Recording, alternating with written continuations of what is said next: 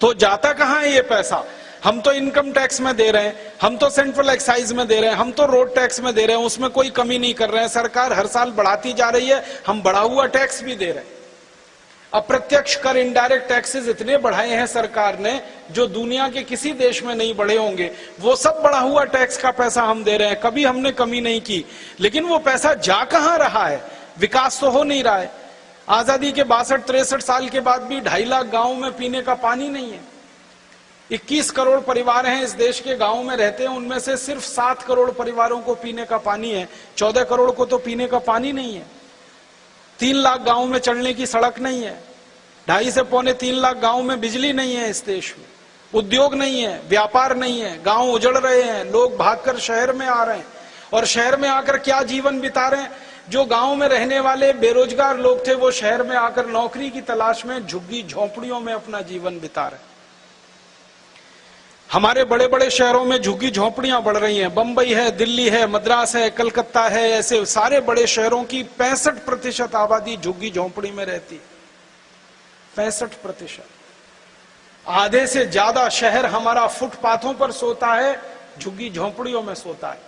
उन झोंपड़ियों में लोग रहते हैं जहां बारिश का पानी टप टप टपकता रहता है। उन झुग्गी झोंपड़ियों में लोग रहते हैं जहां कीचड़ में कीले बिलबिलाते रहते हैं। उन झुग्गी झोंपड़ियों में जहां आप नहीं जा सकते नाक पर रूमाल रखे बिना, वहां लोगों की पीढ़ियां दर पीढ़ियां गुजर जाती हैं। शादियां होती हैं, बच्चे होते हैं उन्हीं झुग्गी झोंपड़ी। इन झुग्गी झोंपड़ियों में रहने वाला है कौन? तो पता चला गांव का विस्थापित किसान, मजदूर, कारीगर, जिसको गांव में कोई काम नहीं मिला वो शहर में आ गया। कुछ रिक्शा चलाने के लिए, रेहड़ी लगाने के लिए वही है जो रहता है। और आजादी के बाद इसकी संख्या लगातार बढ़ रही है, कम नहीं हो रही है। इसका माने विकास कहां हो रहा है? मैंने तो देखा है कि आजादी के 62-63 साल में विकास अगर हुआ है तो नेता और अधिकारियों के घरों में हुआ है, उनके परिवारों में हुआ है, देश में नहीं हुआ। मैंने हिंदुस्तान के कुछ नेता और अधिकारियों की जन्म कुंडली बनाई है। जन्म कुंडली से मतलब वो नहीं हॉरोस्कोप जो ज्योतिषी बनाते हैं, मुझे नहीं आता ज्योतिष ज्ञान। मैंने तो दूसरी जन्म कुंडली बनाई है, वो ये कि ये व्यक्ति नेता बनने से पहले इसके घर में क्या था और नेता होने के बाद क्या हो गया। अधिकारी का इस पद पर आने से पहले कितना धन संपत्ति था, होने के बाद क्या हो गया। अभी तक लगभग 420 नेताओं की जन्म कुंडली तैयार हुई है। अब ये संख्या ही ऐसी है तो मैं करूं क्या उसका। लगभग 420 नेताओं की जन्म कुंडली तैयार हुई है। एक एक नेता की एक छोटी सी जानकारी देना चाहता हूं, वो ये 20 साल पहले किसी के पास भी टूटी साइकिल नहीं थी घर में, और इतने पैसे नहीं थे कि वो चाय पी सकें अपने जेब से पैसे निकालकर। और आज 20 साल के बाद एक एक के पास 20,000 करोड़ से ज्यादा की संपत्ति। मैं बिना नाम लिए कहना चाहता हूं आपको, आप सब होशियार हैं, तुरंत समझ जाएंगे। महाराष्ट्र में एक नेता है जिसके पास 20 साल पहले फूटी कौड़ी नहीं थी। अगर पुणे से बंबई आना हो तो बस का किराया नहीं था उस नेता के पास। आज उस नेता के पास बंबई से पूना के बीच की हजारों एकड़ और लाखों एकड़ जमीन है, अकेले एक नेता के पास। अकेले एक नेता के पास हजारों लाखों एकड़ जमीन एक व्यक्ति के पास। 20 साल पहले एक नेता था मुंबई में, दादर रेलवे स्टेशन पर भाजीपाला बेचता था। भाजीपाला समझते, पालक, मेथी वगैरह वगैरह। आज उसकी संपत्ति खाली मुंबई में 28,000 करोड़ की है, सिर्फ मुंबई में। 20 साल पहले एक नेता था नासिक में जो सिनेमा का टिकट ब्लैक किया करता था।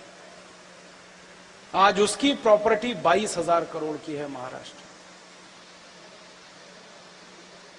सभी राज्यों में नेताओं का ये हाल।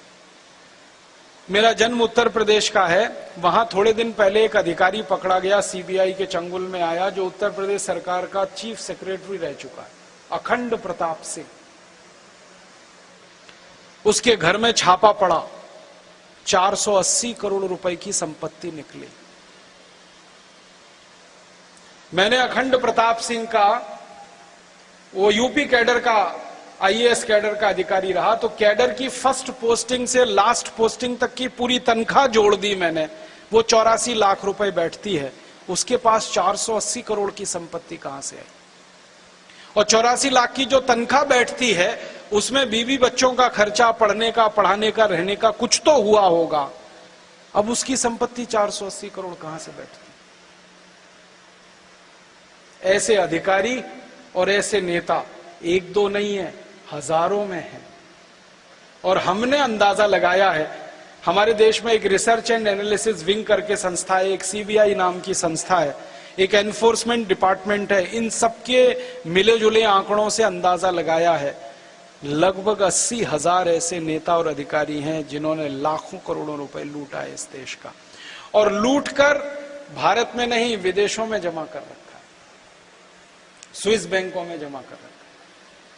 स्विस बैंक के अधिकारियों का एक एसोसिएशन है, वो बताते हैं कि भारत के नेता और अधिकारियों का उनके यहां 75 लाख करोड़ रुपए जमा है, 1500 अरब डॉलर।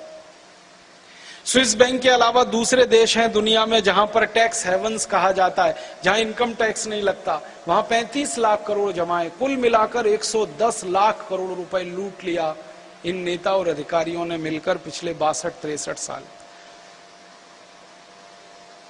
अब समझ में आता है कि आप जो टैक्स का पैसा देते हैं, मैं जो टैक्स का पैसा देता हूं, वो विकास में नहीं लगता, वो नेताओं की तिजोरियां भरता है, अधिकारियों की तिजोरियां भरता है।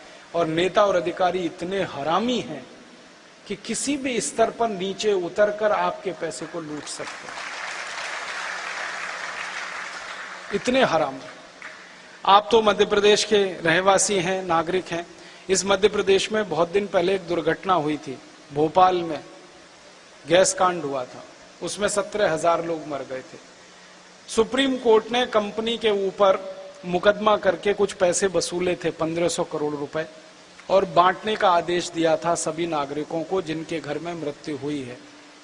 ये नेता और अधिकारी उसे भी खा गए।